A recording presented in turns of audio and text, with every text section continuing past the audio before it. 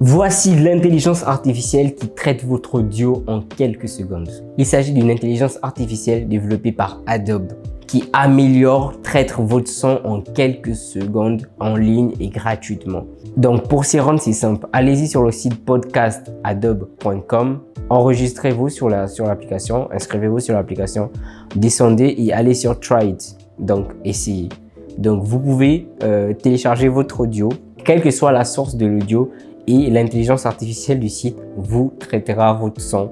Et franchement, c'est assez bluffant.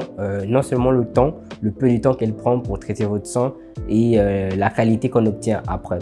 Cette solution est vachement intéressante pour des personnes qui n'ont pas le temps de mettre énormément de temps pour le traitement de voix, pour le traitement de l'audio.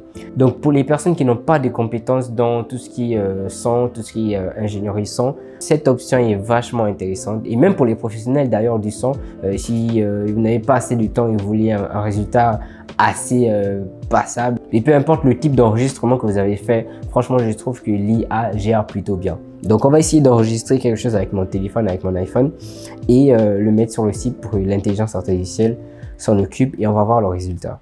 On va le mettre sur le site de l'intelligence artificielle et voir ce que ça va donner comme résultat. On va le mettre sur le site de l'intelligence artificielle et voir ce que ça va donner comme résultat. Ok, donc là j'enregistre un son près du ventilateur, j'enregistre avec mon téléphone, mon iPhone, ma bouche est plutôt près du téléphone et on va voir si Adobe Podcast va bien traiter le son. Ok, donc là j'enregistre un son près du ventilateur, j'enregistre avec mon téléphone, mon iPhone, ma bouche est plutôt près du téléphone et on va voir si Adobe Podcast va bien traiter le son.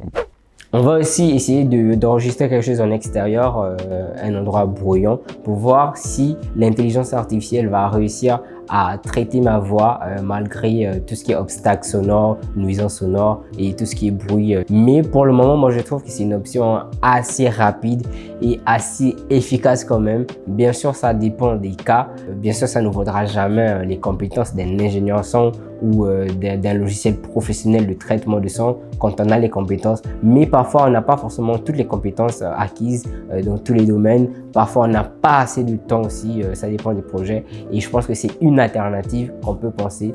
Personnellement, pour mes enregistrements, moi, je préfère traiter moi-même le son avec des logiciels comme Adobe Audition ou même sur Premiere Pro. Donc, n'hésitez pas à pousser un like bleu, un commentaire, un partage. J'espère que cette solution pourra aider plus d'un. Et